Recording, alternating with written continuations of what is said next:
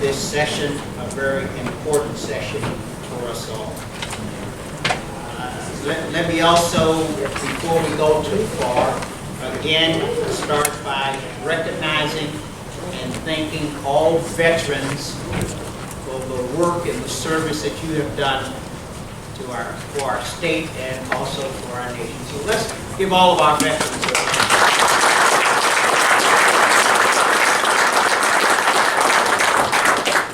Let us see you, veterans.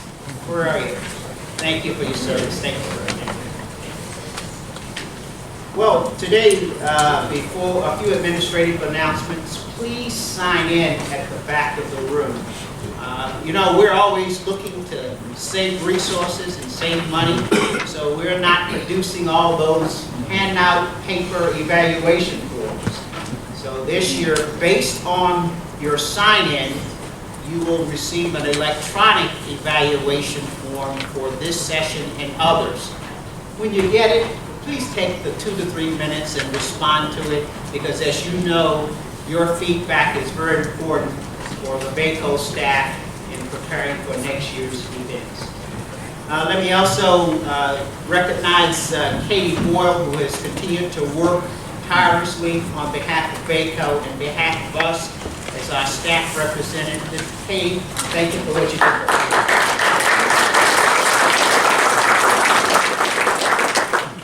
Well, as we move and look to the future, understanding the impact of budgets on rural communities, we are pleased to have with us James Regimbal. James has over 30 years' experience in budgets and tax policy, and that's important. He spent 12 years with the Virginia Senate Finance Committee, and as many of you now know, because he's no stranger to us, he is the co-founder and president of Fiscal Analytics, a firm that focuses on budgets and tax policy. He has multiple degrees, most importantly an MBA from Virginia Commonwealth University. And with that, I'm going to sit down and let the man of the hour step forward and give us some good news on budgets. Thank you.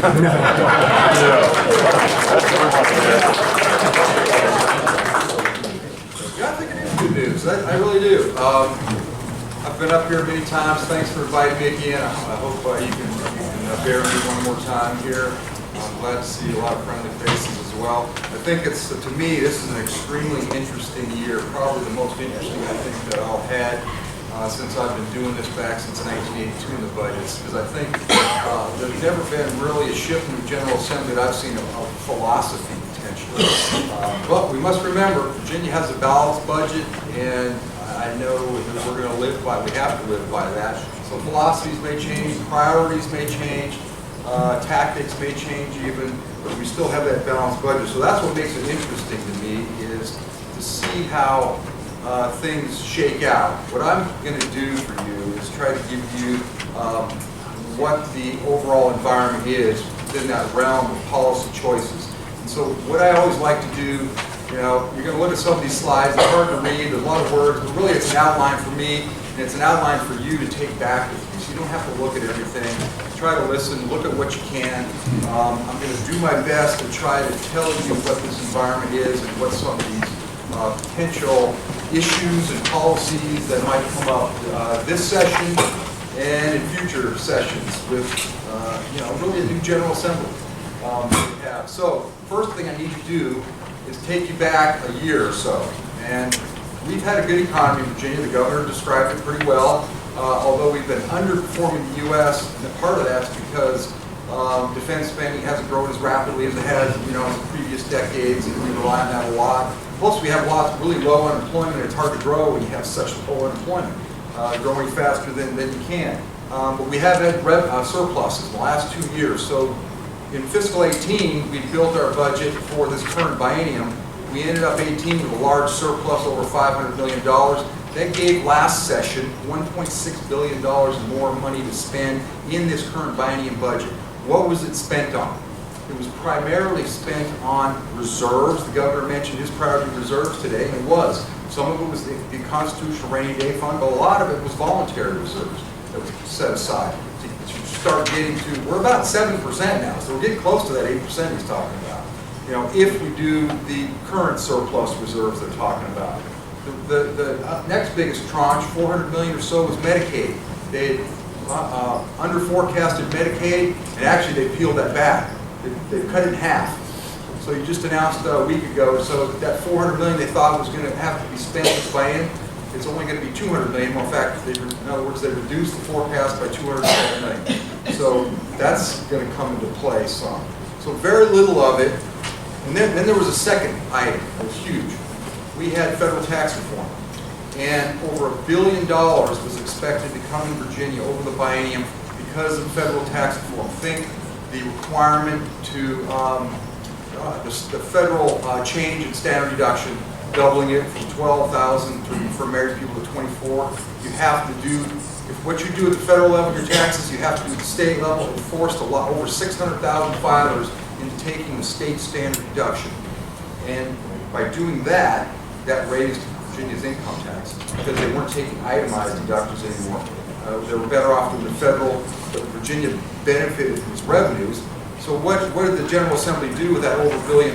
They gave $400 million, about $430 million back in refunds this last October. They also raised the standard deduction in Virginia for this current tax year starting, and it's going to come to play in the next time we file. 50% increase in Virginia standard deduction, allowing 100% of your property taxes to be itemized if you choose to itemize it. That's going to cost $300 million this year, and then because we did something else, you know, with high-income taxpayers, it's going to go down to about a little over $200 million. So there's a gap. There's a gap right now between, and some of the remaining monies, I should say, was supposed to be dealt with from last year's General Assembly with additional tax reform this year. Well, there's the new philosophy, maybe. Is that going to happen? Is that additional tax reform with that extra money that was not yet given back from federal tax going to happen? So that's an issue, and I'll show you a chart later to sort of detail that. What was spent for localities in K-12, to give you an idea, count the lottery money, the 30 million or so, of that 1.6 billion, forget the tax reform side of it, just the one point, that much more was appropriated, including additional lottery money, 85 million. And yeah, you got the extra teacher salary increase for cost money, but there was lower student counts, there was technical adjustments that reduced funding by 145 million to you, so that offset a lot of the increases. And in net, you got 85 million, including additional lottery. So this chart, I always like you to take this home with you and look at what the general fund looks like, what it's spent on. It's important. To me, it's an important slide. So here's the reserves, the voluntary cash reserves. This is the 1.6. You add the lottery, it's about 30. That gets you to 1.6. But it's almost general funds. Here's the additional 400 million in Medicaid. Here's the constitutionally required rainy day fund. There's your expenditures. We did some more in commerce and trade. Right here, we did some more in WQIF money, but that was required from the surplus that's got appropriated. So there's your spending of money last year. Poof, it just goes. It's all gone. 1.6. Well, how has our appropriations grown since 2014? That's also kind of important to know when you think about the state budget. Where has the highest growth, where has it occurred? Well, it hasn't occurred in K-12. Look at the overall growth in appropriations, 28%. K-12 funding was only growing 24%. Medicaid, from the adopted budget, almost 42. That's going to come down to 36, so that minus 12. That's now, this last slide I showed you is going to change because they've saved $212 million. Okay. I don't know what else they might have saved, but we know they saved that. So that will change. The caboose bill will have different, the government introduced a caboose bill that will change for this current fiscal year. So that'll go down a little bit, but it's still higher than K-12. It's about what we're spending on other health and human services. One of the big spending drivers there is mental health. CSBs, you know, we've been adding more money to mental health and other things. So that's why that's a growth driver. Those are the larger, some of these larger numbers, yeah, the high growth, the spending isn't there. So, you know, those are the big drivers. Look at higher ed. Higher ed, kind of what K-12 is getting. they do get debt though too. They get money for buildings through debt service. That is slowed, by the way. I used to come in here and say, wow, debt service is increasing rapidly. Well, guess why it's slowed? Because we hit that 5% self-imposed cap. And so it's harder to raise debt levels anymore in Virginia because we want to keep our AAA credit rating. And we're kind of right at that 5% of our blended general fund transportation revenues for issuing new debt. Yeah, we can issue some, but not what we were doing in the 90s and 2000s. We kind of got up to that 5%. And that's why the governor and others have said, well, we kind of bumped up, put on credit watch. Because we're kind of at that, and we're kind of spending at our caps. And that's one of the reasons why there's been such an emphasis on reserving money to keep our AAA credit rating. Local government spending. Here, I always try to keep a list for you on how much of the state's general fund goes back to localities. You used to get 52% of your height right before the recession, 10% lower. So pretty much most of it is K-12. Okay? The reduction in K-12 as a percent of the general fund. Doesn't mean total dollars haven't gone up. That just means relative share. Medicaid is growing faster. Other spending is growing faster. It's growing less than the growth rate of the general fund, K-12. One area, again, is growing faster. Look, community MH, that's the mental health I talked about. That's an area of growth for local government. And that will probably continue to grow. So you can look at that in your leisure too, so to see the trends and what the state has been doing for aid to localities, things you provide at the local level for the state. So let's take a look closer to home now. We had another surplus this year. We had $800 million. Some of that was already spoken for. That 430 is part of that for the refund. So what we really had was an appropriation of 3.2% in there. That was the forecast. We knew we thought we were going to get really 5.5 to fund the refunds. We got 7.1. So look at the 7.1 above the 5.5. And that's the real surplus. What was it spent on? Well, it hasn't been spent yet. That's up to the new General Assembly, except the required. Required WQIF, required because we now grew faster than our 6-year average. That surplus, we grew faster than 4% is about the average 6 years in the prior years. If you grow above 4%, you got to put money in the rainy day fund, the constitutional. We were above that. We had to put that. We're going to have to put that much in. It's already reserved. Can't spend it. It doesn't really matter when it's appropriated. It's off the books now. This is sort of what's out there. So you can again think you're out there as a policymaker or someone in the local government. That's not a done deal yet. That 270. That's a proposal by the governor. Okay, you put it so. There's a lever that can be pulled. You don't want to do as much reserves. There's money. Okay, so I'm not putting any value on any of this. I'm just telling you the facts. There's your reserve. There's the reserves in the state. Blue line's the constitutional rainy day fund. You can only take that in when you have a missed forecast, and those almost always occur with recessions. But it doesn't have to. It's really just missing the forecast data. Over forecast and it comes in less. Usually recessions. That red line is what's happened the last few years on a voluntary basis. The General Assembly and Governor agreed that we need to put more reserves in. Those are available to be spent at any time. Okay, so that's a lever. So what are the issues for this next one in my view? Well, we think economic growth is going down. That view is changing a little bit though. I was doing this presentation, 2 months ago, and I had been 6 months ago pretty bullish, thinking that we're going to have these surpluses, the base is going to be higher, there's going to be a lot of extra money available, and then I kind of started having to get doom and gloom again. Now I'm a little more optimistic that it seems like the economy is actually not only Virginia, the state, the country, the world seems to be bottoming, things seem to be looking a little better. That could change with a tweet, we all know that, the China trade wars, etc. So it's hard to gauge that really, but I'm a little more optimistic on the economy than even a few weeks or a month ago. Stock market's at all highs, that's kind of reflecting. Look at the yield curve. I know Katie took me into a radio, we did a little radio blog, and something called it. We did that with the VACo. And we were talking about the yield curve, it inverted at the time. And I was trying to say, wait a minute, don't worry. I think that's because of the global, negative interest rates, and the U.S. is having to respond. Well, the yield curve is steepened again. And that's a reflection of people thinking the economy is going to be better than it was at that time as well. So I always look at employment. Look at the claims reports every week. They're at 50-year lows. We had a better jobs report out, revising previous months up. Things. The consumer is very strong. Household debt balance sheets, unlike our government, federal government, is strong, way stronger than 07. Actually, household balance sheets look pretty good.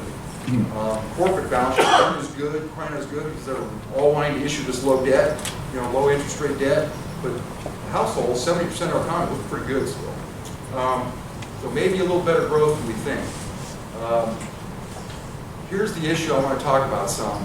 It's the worry that Aubrey Lane and the governor's office and those people, and me as well, have about non-withholding. We had a huge spike last year in non-withholding. A lot of it was in response to the federal tax changes. Some of it was in response to the fears that were taking place. Remember the huge downdraft in December in the stock market? People were getting out, selling, but they had to pay taxes.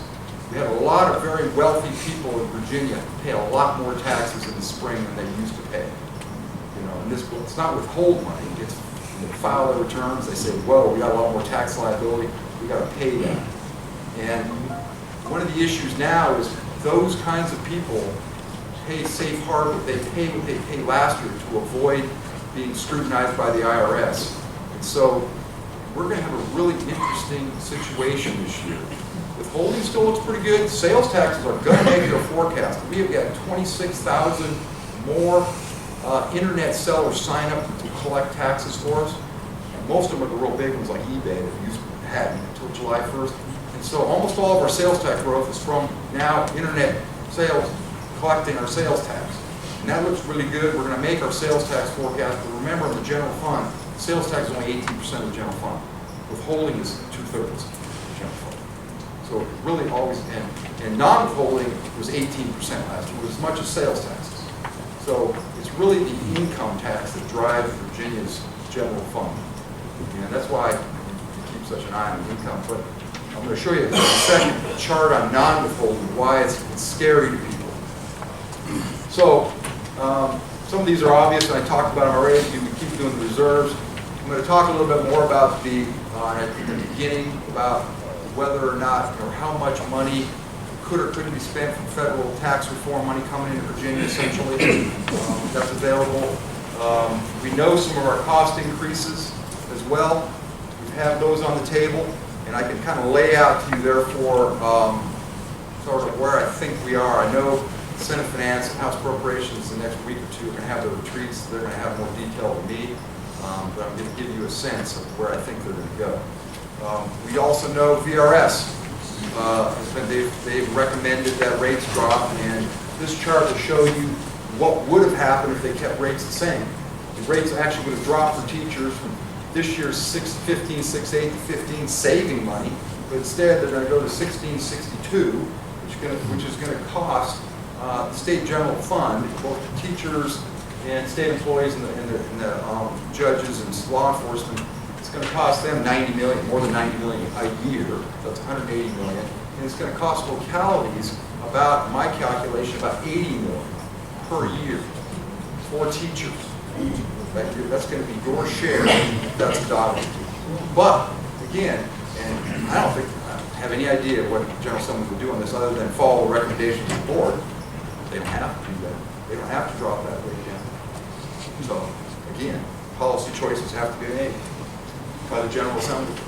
Here's the forecast that I'm aware of, and I want you to look at one down here. If we get wage and salary growth over 4%, you're going to get income tax growth that's good. And you can't believe these out here. Nobody knows what's going to happen 3 years from now, 2 years from now. But I feel pretty good about this year. And if we get over 4% wage and salary growth, we're going to get good withholding, and because they're directly correlated, obviously, and this year will be good. So that's a good chunk of our, we make our forecast. We only need, interestingly enough, because our forecast, we need 1.2% general fund revenue growth this year. That sounds like incredibly low. We'll make that easy. Well, you're right. Here's what through September, the first quarter, 8.2%. withholding's going great. Now, we did have an anomaly in July, so we got to bump that down really to this 4.5%, because we had an extra payment in July because of accounting time. But 8.2% is 8.2%. And I've been told the next day or two we're going to find out about October.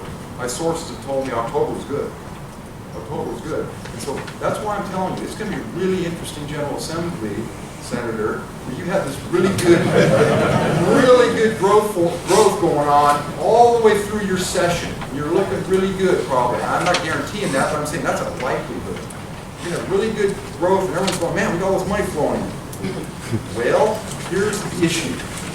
That non-withholding, look what happened in the last 2 years. Boom, 15% growth, another 15% growth.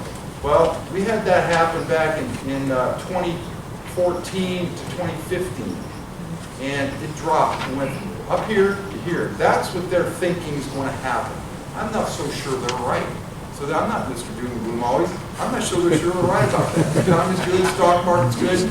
We're going to have some extra revenue coming in still from the federal tax reform that hasn't been given back. Yes, that increased standard deduction will play into the filings in May, and the extra property tax deduction will keep going on compared to last year. This is a good problem to have. Yeah, it's a good problem. Here's again a little more dramatization of the non-withholding. So you're pumping along always, and remember the filing season is April, May, and June, and the estimated payment again in June. Look what happened. This was 2 years ago. The year before, it was this red line. Last year was this. They're thinking it's going to go back to the blue. Okay? A lot of people are thinking it's going to be this level coming in. There was $400 billion that came in more than they expected last year at the end of the year. And if it goes negative 3.5 and we have withholding of 4%, we will make our 1-2 forecast, even with a negative 3.5. But if we're negative 10, in April, May, and June, we won't make the 1-2, even with good withholding. So we'd have to have withholding 5% plus, 8% sales taxes to make the 1-2. The negative 10% that people are worried about. I mean, use that word worried about. It's going to be really difficult to forecast. Nobody really knows. You got this new tax law that's really sort of being. You had it, yes, the first filing was last year, but we made changes. People are, there's lots of stuff going on to try to figure out what taxpayers, particularly the 1,500 really wealthy taxpayers that file taxes over $1 million in Virginia. And they go up and down. That number doesn't stay the same. It goes up and down. There's a lot of it is selling businesses, capital gains, etc. Based on a lot of factors. So that's the problem and hard to forecast. Here's the tax reform issue.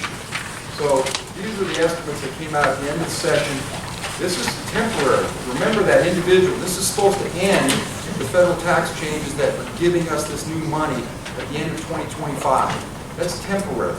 These businesses are supposed to be permanent. For a new Congress in 2020 changes the permanency of that too. So nothing's ever necessarily permanent. But in law right now, it's designated as permanent. This in law right now, remember, it was a 10-year program. It was adopted. It ends in 2025. So actually it's less than 10 years. So this is the impact on Virginia. And this is what we spent, the refunds, and then the changes in our law I described, the increased standard deduction, the itemized deduction change for property taxes, and then we actually raised some revenue by still taxing higher income people, 3% over a certain amount. So this is some of the small business deductions, but basically the General Assembly did not touch the business side of it, and it flows right to the bottom line. That was never touched. The individual side, only part of it was given back through the refund, and this is left for future tax reform last year, designated tax reform fund. That can all change. That, just did a quick math, that leaves next biennium for policymakers to decide on $700 million. $700 billion. So, if they don't do anything, that's what gives me a little more confidence. If nothing happens, you're going to make the 1-2. Okay? Because you've got money we haven't given back. It's supposedly coming in. And it gets bigger in the out years.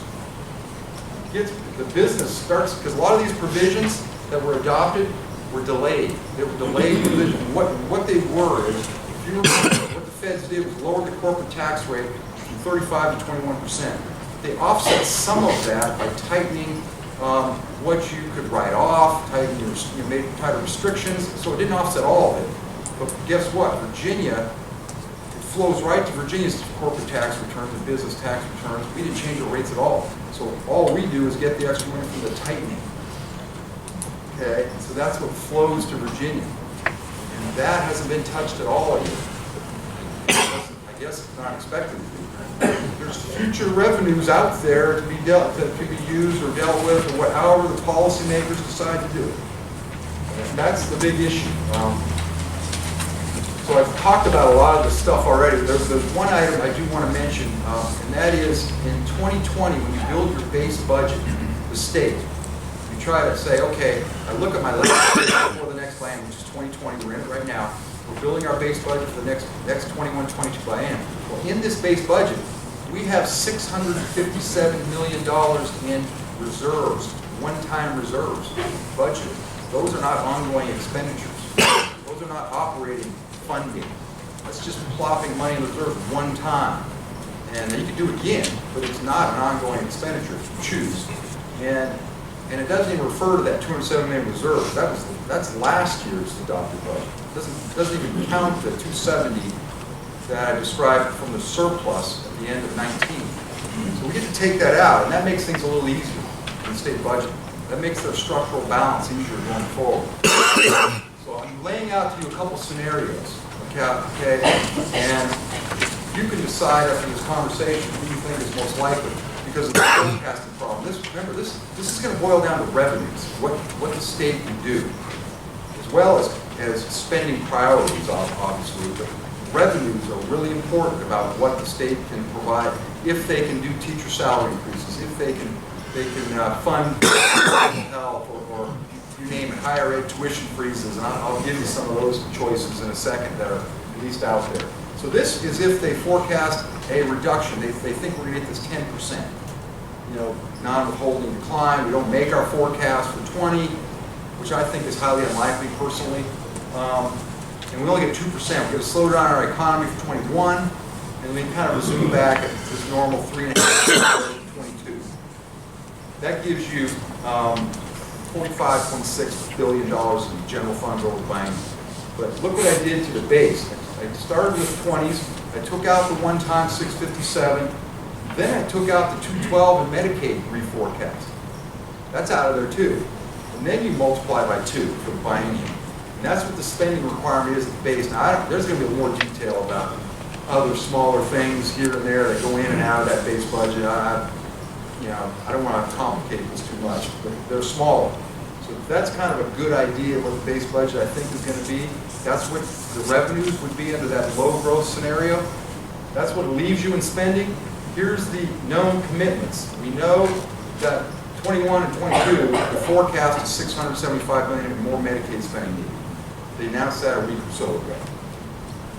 The re-benchmarking so far was 546. You always got to take out the Virginia preschool initiative money. They include it, but they don't use it all, so they always take it out. So that's 50 million. So it's really, you kept hearing the 600 million, it's really 546. Now they did come out with composite index. I actually think Fairfax went down 2 points. I think that is what you're going to need. There's actually going to be some savings from the LCI. Because when you go up, it actually costs a little more. It's supposed to be a zero-sum game, but it doesn't quite always work out that way. But it's not huge. LCI doesn't make huge changes in spending because it's supposed to be net neutral, and it's pretty close. Anyhow, there's the VRS assumption that assuming that goes into play. So that's what's left under this low growth scenario. Not very much, 259 million. This is how important revenues are, the revenue forecast. So now let's bump it up, the revenue forecast, same base. Let's bump the revenue forecast. We just meet our 1.2%. We make our forecast. We make it. We get 3.5% growth in 21. Not huge. We've done a lot better than that in the past. We've done worse too. And 3.5 the next year, sort of an average growth in our economy, kind of continue to chug along. That gives you 2.7. We take out these three items, that's 1.3 billion. So now envision a surplus in fiscal 20 of 200 million and a similar 3.5%. Okay? You can raise this to 2 billion. Just if you get a 200 million surplus, an extra 1% growth beyond the one. So let's say it's even better than that.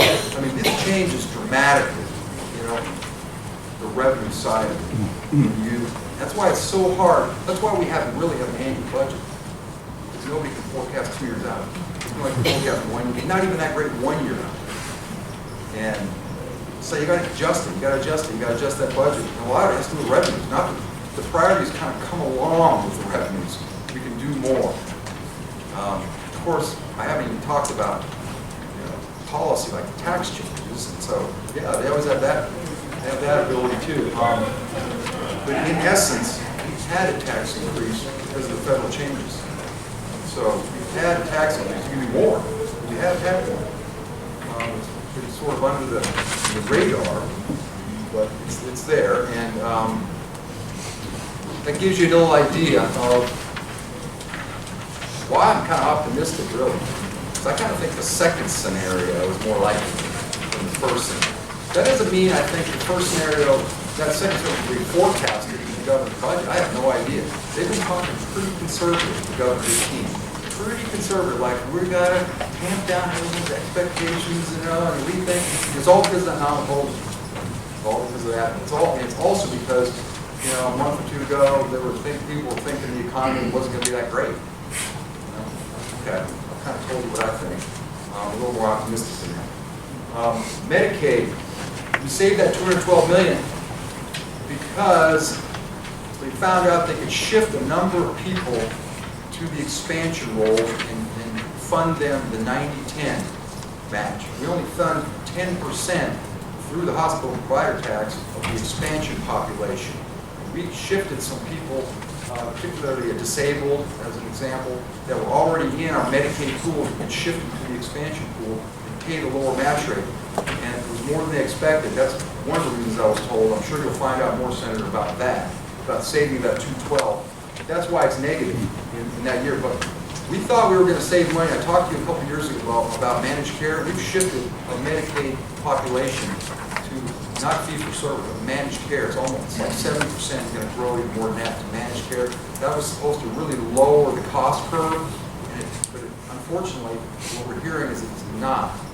It's not really lowering the cost curve. They're still thinking about 5% managed care rate increases out in the future. That's why you see this go back in our forecast to these kinds of numbers, because you've got to take the rate increase plus the utilization, plus the numbers of people in it, and that gets you the growth, okay? And so this is temporary according to the forecasters at this point. We're still looking to bend the cost curve on Medicaid for the longer term. Here's K-12.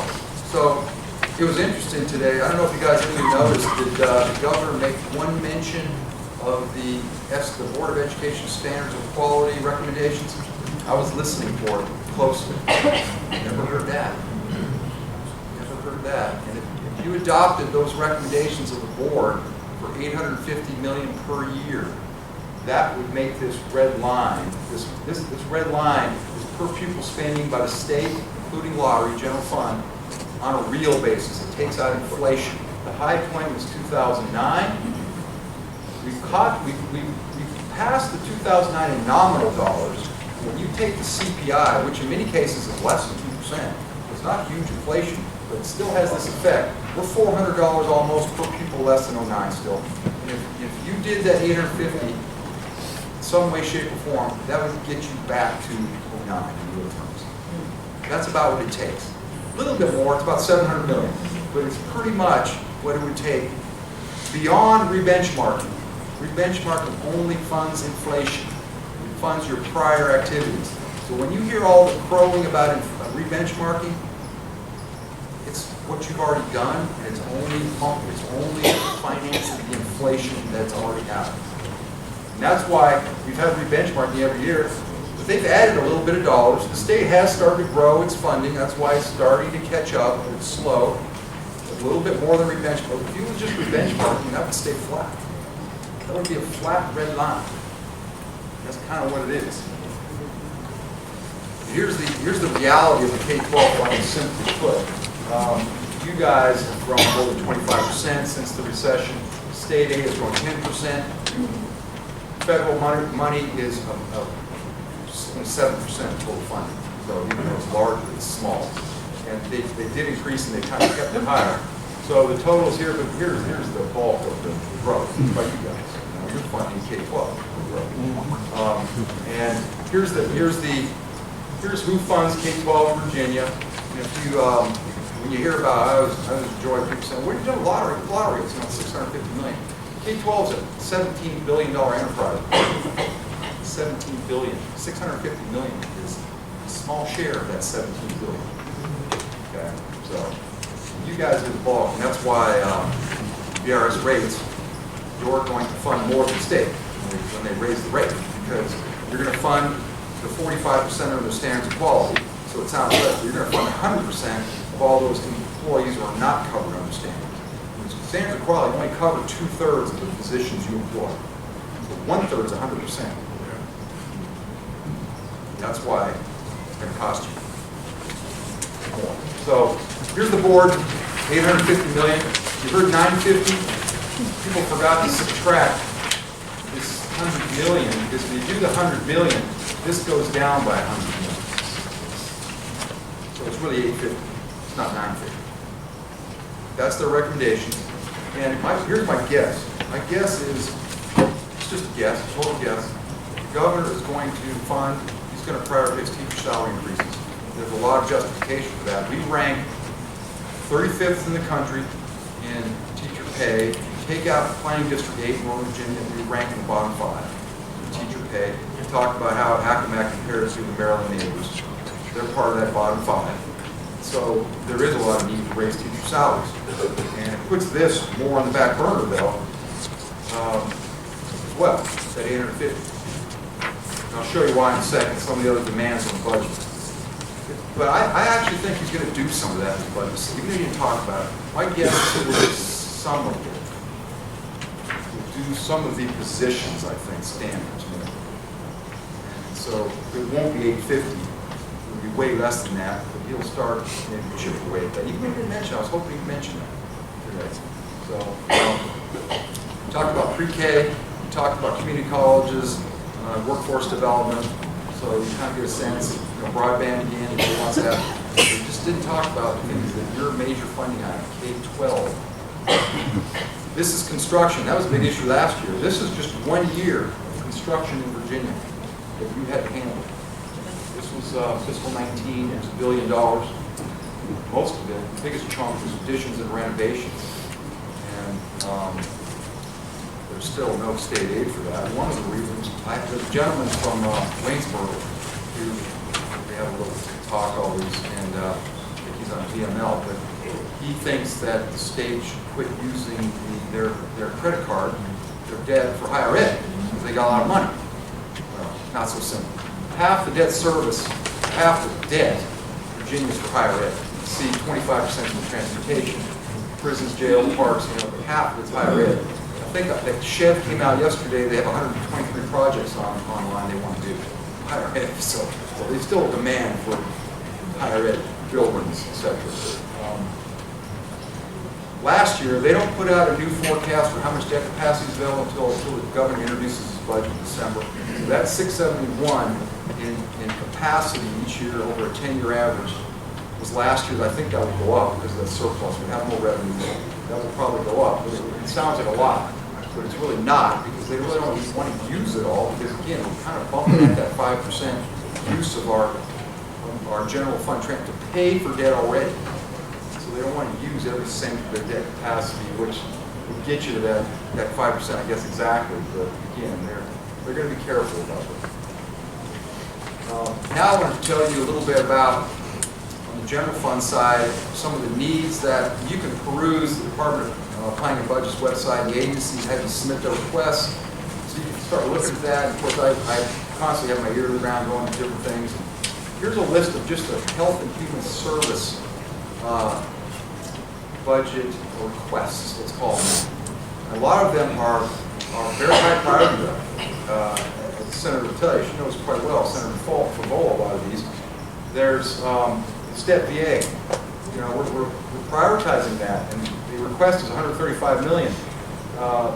JLARC did a study of foster care, wasn't in good shape. $127 million requests. We have to implement Family First, new federal requirements as well. But one, if the Children's Health Insurance Program, the match rate is going to go from 88%. The feds didn't continue their lower match rate of 88, higher match rate of 88%. We're going to go back to 65% for funding children's health insurance. That's going to cost $120 million. I don't know if Medicaid work expansion, others will have to tell you about that, but that was part of the deal about expanding Medicaid is having these work requirements. And they were hoping the federal government would fund it. Well, it doesn't look like they will. Maybe someone out there can tell me if that's changed. But to do that, continue to do that is $50 million. The last year of the DOJ 10-year settlement agreement, I think, is 2021. And we haven't quite completed that. There's another $47 million in cost to do that. To get developmental disabilities, ID, people on waivers for them for Medicaid, and that costs money. The CSA is starting to grow again, and they're projecting $33 million. Special ed day placement, but also foster care is starting to grow again. There's others down here. We know that state hospitals are overcrowded. That some has to be done there. Maybe require private hospitals to admit more people. Jails, there's issues there about spending. You know better than I do there. So there's a lot of health and human service needs out there. So that's one area. Those add up right there alone $500–600 million. $500–600 million. Now, we have the teacher salary to give you an idea of that.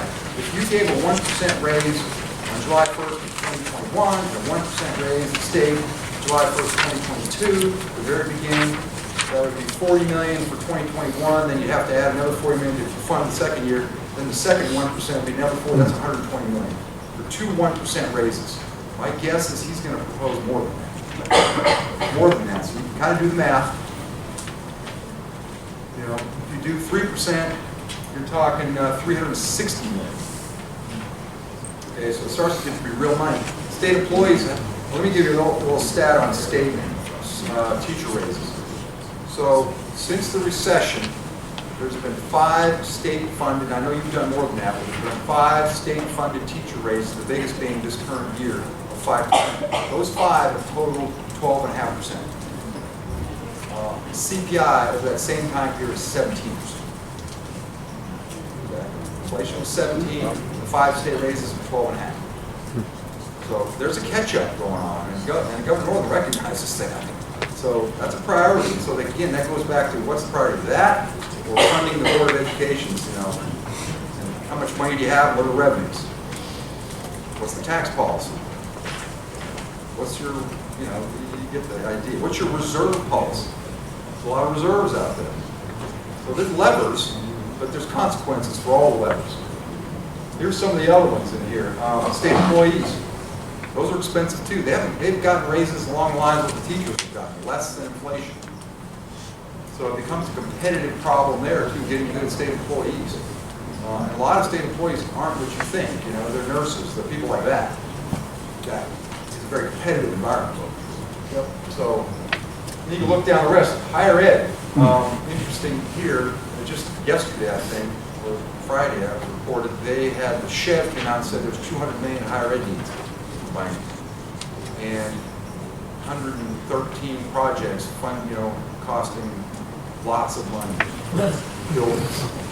So I didn't have a number at the time, but that doesn't mean it's what's going to happen. It's just what they're wanting. A couple $100 million. Governor talked about broadband. That's the agency request for the biennium. Stormwater local assistance fund. This I would raise because there's going to be pressure to put money in to fund our Chesapeake Bay plan, and more than $15 million will be asked for. I guarantee you that. A lot more than 15 million. We have to pay these, the incentives that we promised to Micron and Amazon. They're smaller housing trust fund. They want to increase that. So there's a lot of things. And there's things in there I don't even know about, I'm sure. The governor's going to have an agency going to ask for. So they add up to quite a bit too. And so again, you go back to those two slides where I showed you the low end, sort of, I would call it more of a normal men, and then there's this possibility to put out a bit more. You can do these kind of things, a lot of them, with the normal to high end. You can't do them with the conservative low end without making major policy changes to what we do on tax policy, etc. There's CSA, just thought you might see this. So it slowed down. Foster care started to grow again. Special ed day placements continue. There's issues there. You're kind of aware of some of them. JLOC's studying these issues. They're going to come out with a report. Do you cap rates? What do? Do you allow school divisions to do more of it? Or do you continue to put kids out into these, outside the school system?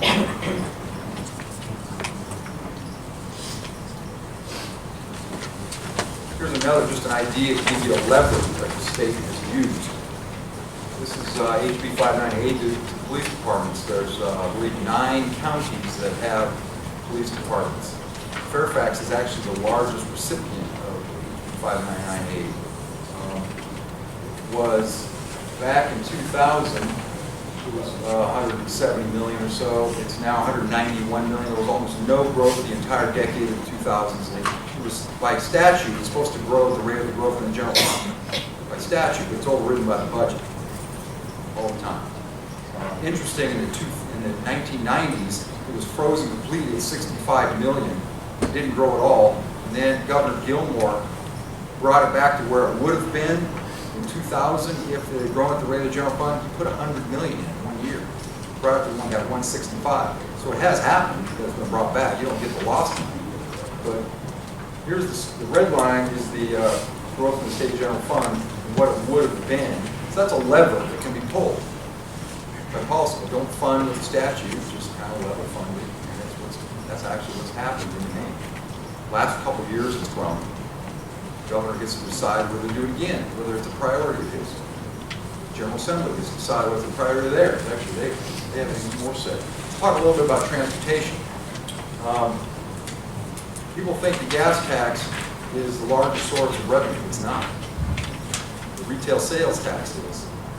And the motor vehicle sales and use tax is second, so sales taxes are the biggest driver. One of the problems is, especially motor vehicle, it's cyclical. It can go up and down.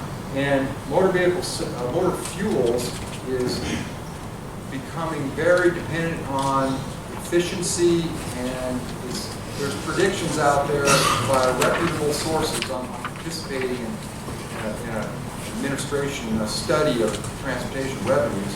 And the prediction by KPMG is that by 2030, I think it's 2030, it will be down 30% from efficiency in electric car introductions, growth in electric cars. So trying to rely on motor fuels for growth is a problem. And there's not any easy answer to what you replace it with. Oregon tried to do VMT taxes, didn't work that great. How many miles you drive, you're going to pay. They're going to figure out how many miles. I suppose it could be done. You go and get a state inspection every year, go to your odometer and pay. But write one big check, that doesn't work too well when you're writing big checks. I'm not even going to talk about the car tax issue. That's on the table always. In some way, we can talk about it. But it's been flat and it's expected to start going down, motor fuels. So do we raise the rate? Do we raise the tax rate on sort of a temporary salve for the efficiency gains? But then you aren't taxing the hybrids and electric vehicles, and they use the roads as much, and so it all blends in. Here's the forecast. It did grow, the 6-year plan from last year to this year, but it grew for 2 reasons. The biggest one is the financing of the Hampton Roads Bridge Tunnel. Huge financing of that. It's kind of an artificial number in here because it's not ongoing revenue, it's debt. They floated their revenue they pool their resources before it was dead, and goes into the 6-year plan, increases it. One of the real ongoing one is the I-81. That was real revenue. I've got a slide on that. What I put this in here for is to show you the direction of growth of the 6-year plan revenues available. It's flat. There's actually declining revenues in the out years. So transportation revenues under current policy is not growing. It's flat. And one of the ways that you can tell it's inadequate is the Smart Scale program. So a good chunk of the available construction funds go through Smart Scale now. And basically about 10% of your requests for Smart Scale money have been funded. 10%. And the Smart Scale projects that you put forth in the previous rounds, they've kind of limited how many you can put in now, but because I figure out why they limited it. But at 10%, it was a really good needs list because they're all projects pretty ready to go. So when I used to do Senate Finance Transportation, we tried to get needs lists. We didn't have that Smart Scale mechanism that said, okay, show us your projects that are ready to go. We had to kind of guess and say, okay, what's the needs? Who needs this? And, so we come up with these massive numbers nobody would believe. The Smart Scale is a pretty good number of needs out there. Because they're being proposed to be put in and then done pretty much right away. We're going to finance it, we can do it, and we're going to build these things. So they can only fund 10%. That tells you that the state's transportation problem is a real one. Just to show you where the money goes, so I know a lot of rural localities, particularly secondary roads, often get the short shrift. Primaries and interstates and maintenance. Cities and towns say the same with street maintenance funding. They get the short shrift from maintenance funding. So, but it is the most, and it will continue to eat up more and more money because it gets more and more expensive. There's a bigger system. The growth in maintenance is not going to stop. It's going to keep going up. And if you have flat revenues, you know what happens to construction. You have some temporary band-aids like floating debt to do some things. The long-term nature of it stays the same. You've got more being eaten up with flat or declining revenue source for maintenance and less for construction. Here's I-81. That was real. Here's where the revenues came from over the 6-year plan. A lot on trucks. Regional fuel tax, a lot of this truck revenue on I-81, and trucks in general around the state, actually. Here's where it's being spent. So it wasn't just I-81 that money got spent for. It was like 2/3, I believe, I-81. The other third was distributed around other interstates around the state and Northern Virginia as well. So that's the presentation. Got some appendices in there to show you what the security improvements last time. Some of the other local budget needs that were funded, they're of a more minor nature. If you want to look at them, you've got plenty of time, I guess. That kind of question? Yeah, we have about 20 minutes for questions, so please keep them coming. Stand up and speak clearly so everyone can hear you. You can remind everyone how big a slice of the budget pie the general fund is in Virginia. It's pretty unique in terms of how well I think it's about 40% of the total, but you have to know what non-general funds are. It's federal contract, it's hospital revenues, it's transportation. We did talk about that. It's the unemployment insurance fund. They're all dedicated to certain things in non-general fund. And it's higher tuition and fees, for example, big in there. Anything else big you can think of, Ron? the reason I mention is because campaigns, growth of budget is bandied about quite a bit, and people talk about road growth. Well, whenever you go send your kid to college and your tuition and fees go up, the state budget goes up. We get more federal dollars or something, the state budget goes up. And so it's kind of the liars, damn liars, and statistics to help you understand that a little bit. And that's why I think it's important to know that the general fund is, like Jim said, only about 40% of the total budget pie. The non-general funds are under control, General Assembly obviously, but harder. It's harder to get involved in tuition fee. They did last year. They froze tuition by giving money, so it's possible. But a lot of these things, federal monies and hospital revenues and things like that, they're pretty hard to manipulate. They aren't. That's why I focus on the general fund. And you talk about lottery too. Lottery's non-general fund. It's really a general fund. The Virginia Healthcare Fund, several hundred million that helps for Medicaid. Non-general fund is really general fund. So you throw those in too. When the lottery was first proposed, it was all supposed to go for education. What percentage of the lottery actually goes for education now? 100%. I was told last year that they're lucky if they get up to 40%. 100% goes to public ed. Here's what happens, sir. What happens is the lottery revenue goes up. Let's say it goes up 30 million a year. There's nothing stopping the policymakers to reduce general funds by 30 million. Yeah. Okay, but the lottery technically is still going into K-12. Yes. But you're right. That's why I said it's essentially a general fund because they're fungible. So yes, it goes in there, and they even point out it's going here, here, here, here. But guess what? They can reduce the general funds to here, here, here, here too.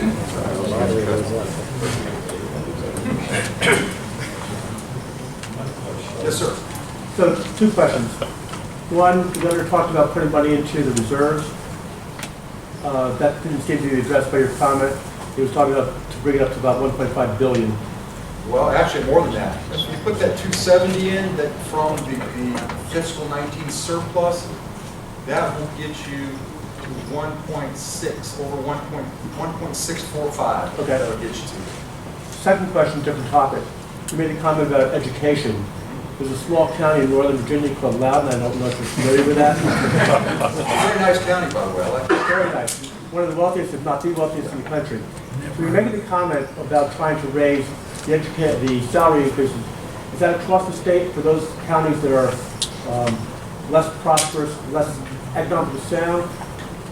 That's one question. The other part of it is, how do we compare on the money we put into education compared to the gross revenues that we have? I mean, is their ability to pay, et cetera, so. Are you familiar, sir, with the composite index, local composite index? Yes, sir. Well, that's the way. So the state would provide their share, let's say there's 5% this year. They're going to provide the cost of the 5% raise for their share of the standards of quality covered positions. That is 55%. Okay. Loudoun County's composite index is probably 0.67 or something like that. So you're only going to get 33% of your standards of quality positions paid for by the state. A locality, Allegheny, small locality, they're at 28% composite. They're going to get 72% of those positions. All of you school divisions will pay 100% if you're going to give it to all your employees of the non-covered positions. And like I said, only about 2/3 of the positions in the state are covered under state law. Thank you, appreciate it. Jim, with the possibility of making some policy choices about reserves and the like, would there be some benefit in shifting some of the money that's currently proposed to go into rainy day fund, for instance, into VRS contributions? Well, you couldn't shift the rainy day fund. You could shift that red line, those Right. voluntary reserves. The blue is the rainy day fund. You know, there's an argument to be made that if you want to keep your state AAA credit rating, that you've got to have strong retirement systems, and they have to be fully funded. They look at that too in Wall Street, as well as your reserves. And so you could make the argument it might be better to put surpluses into the VRS system, which would tend to, over time, keep the rates moderated. We did that back in 2016 when we sold a bunch of stock from the Blue Cross sale. Mostly it was that. We kept that, and people didn't come and get their money. The businesses that were owed that, so we had like $190 million in the Treasury Department. The stock got sold, it got put right into VRS. So it's happened before.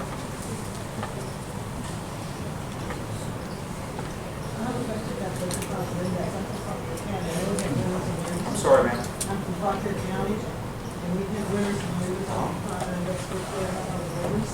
Do you need potential for adjustment? Could you repeat the question, please? The question was, Fauquier County, I forget what Fauquier County's LCI is. It's probably over 50%, that was my guess. Maybe well over 50%. So she said they're a loser in the company. Is there any chance of that being changed, the policy of the composite? There really has been only very minor changes since its adoption back in the 1970s. Because there are winners and losers, it's a zero-sum game. And if you change the composite index, then some will win, some will lose. The state doesn't lose. It is just revolving around that same 45-55, but the localities are winners and losers. There has been one time in the past when there was a huge, during the recession, when Northern Virginia's property values plummeted more than everyone else, that the state did a hold harmless for 1 year. They pumped money in and said, we will hold you harmless on the composite index change for 1 year. That was only a one-time, 1 year thing. There's been very little. I've done presentative composite. There's been a few minor changes, but nothing like adding population component to the denominator, and taking out non-resident income, which I think doesn't make any sense whatsoever, by the way. We weren't talking about that, because they still pay taxes. They're still part of your capacity. They own businesses. That's why they're there. But there have been those two changes. They were relatively minor. The population was a little bit bigger. The chances of an LCI change are hard, let's just put it that way, because the winners and losers. There's a new general assembly, you never know. Yes, sir. Just a quick comment and question. Scott County, we're a border county with Tennessee, and 10% of our students are coming out of Tennessee for an education need. And so, 10%. We're coming from Tennessee From Tennessee to Virginia. to Virginia to get a public education. Yes. And you other border county people, do you have that issue with North Carolina or West Virginia? Do you have that issue? And we do. And so it's costing a lot, and the composite index helps us about such a rural county. But anyway, 10% of them are coming out of Tennessee. Now there's a large school getting ready to close in that county in Tennessee. They're consolidating. There's a school 2 miles from the state line, and so we'll need to get more when that happens. They can drive 5 miles or 20 miles. And so we had that issue in Scott County. So I don't know if other folks had that issue or not. We're a border county. The 10%. No. Now, if they, well, we probably should, but I know if you go out of Virginia to Tennessee, you will pay. But when they come to our county, they don't. We asked about that. They said, well, you can do that, but then you will be withheld that through the composite index. You won't gain anything back with the state would. So that's something to think about. That many kids coming out, from another state. Thank you. Yes, sir. How will Virginia Tech fare, because they had so many students, they've had to eliminate the poultry science department, and they put all these freshmen in the poultry buildings down there. And I hope there's money for construction of dormitories and so forth. I'm not familiar with that, sir. It's a critical State unfunded mandates. That oftentimes is nickel and dime stuff in Richmond, but by the time it trickles down to the county, it creates a real burden. For example, I'm in Lunenburg County, very small county, 12,000 people, no 4-lane highways. Last year there was an unfunded mandate that said we had to increase legal staff for body cameras. That meant a half of an FTE bus. I can only imagine what it was for Virginia Beach or someplace. But because of that, we had to take money out of our school emergency fund to come up with it. I'd like to see no state unfunded mandates. If the state's going to dictate something to us, they need to have a plan on how it's going to be paid for. Bravo.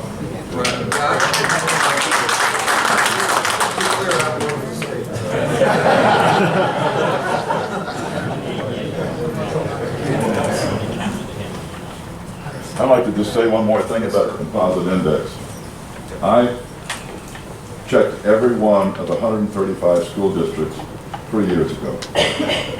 If you do the state's formulas, you will find that some counties, don't remember 7 or 8, are required by the composite index to pay more than 100% of their budget. So the state said nobody should have to pay over 80%, and they set a cap at 80.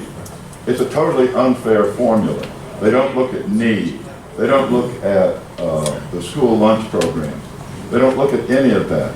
So Fairfax says whatever, we're at 80% approximately. And 60-something% of our kids are on free and reduced lunch. What's your count, sir? Lancaster. Lancaster, right. I think you have a lot of expatriates from Northern Virginia come live there. That's what we know. Yeah, we know all about it. It's not fair.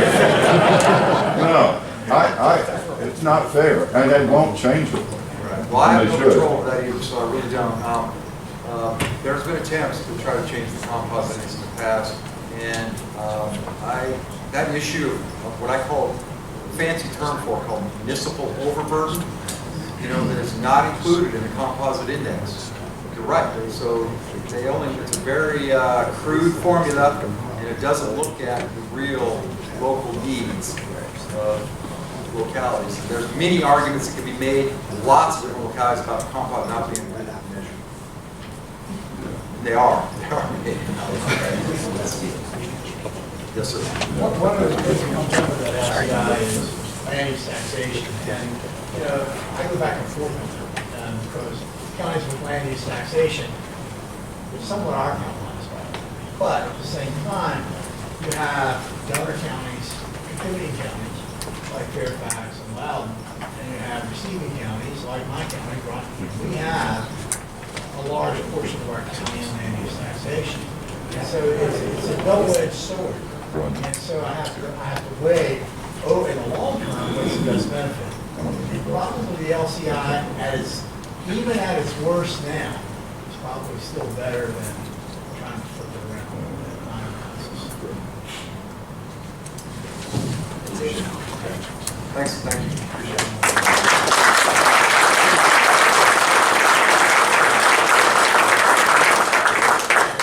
Thank you, Jim. That was fantastic. Got a lot of great questions answered, and obviously many more to come in the future as we see what the new legislature will bring forth. I think in the beginning I failed to at least recognize some of our state leadership that's here, and we start by Senator Fabiola. Oh, yeah, nice place. My son works in the Lancaster Public Schools, so. Well, did I miss anyone else?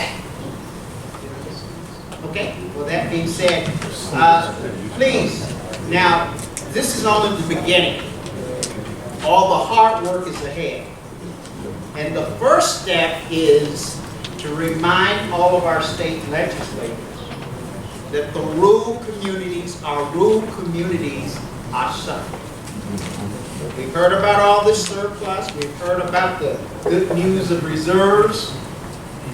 Northern Virginia, don't forget about our small rural communities. We need help desperately.